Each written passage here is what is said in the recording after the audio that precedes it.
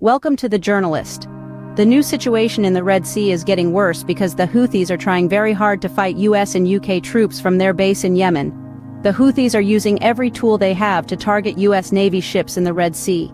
At least 8 of their efforts to attack the US Navy have been stopped so far, but the rebel group backed by Iran has not given up. 8 rounds of attacks have been carried out in the area against the Houthis. Both the US and UK forces worked together on the first and 8th attacks, which were the worst.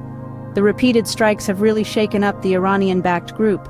A spokeswoman for the Houthis, Yahya, said in a statement that the Yemeni military will continue to fight back against any attack from the US or Britain by going after all threats in the Red Sea and the Arabian Sea. In the past few weeks, US and British forces have attacked Houthi forces all over Yemen. This is in reaction to months of attacks by Houthi forces on civilian ships and oil boats in the Red Sea, which were caused by Iranian-backed fighters. In Gaza, the US also called the Houthi rebels global terrorists last week because of what they did. At first, the Houthi rebels said they were only going after ships with ties to Israel, but after the attacks, they said they would also go after US ships, which made things very tense in the Red Sea. Last night, the US and UK armies fired up to 30 rounds in their 8th attack on Houthi sites in western Yemen. 4 Royal Air Force (RAF) Typhoons were used in the attacks, according to UK Defence Minister Grant Shapps. On Monday, the US and UK, along with Australia, Bahrain, Canada and the Netherlands, said they would launch airstrikes against Houthi underground storage, rocket and monitoring bases. The aim of these precision strikes is to disrupt and undermine the capabilities that the Houthis use to threaten global trade and the lives of innocent mariners, a joint statement stated.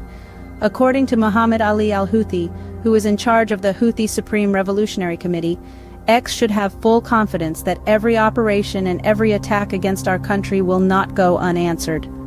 After the US and UK strikes, the army said that 21 troops were killed in the bloodiest attack on Israeli forces since the Houthi raid on October 7th that started the war in Gaza. The Houthis must have known they were going to lose the game when it came to science and knowledge. The US was much better than the Houthis. The US also had a much stronger navy than the group backed by Iran. During these events, an unknown US fighter jet shot down a cruise missile fired from Houthi troops in Yemen that were backed by Iran.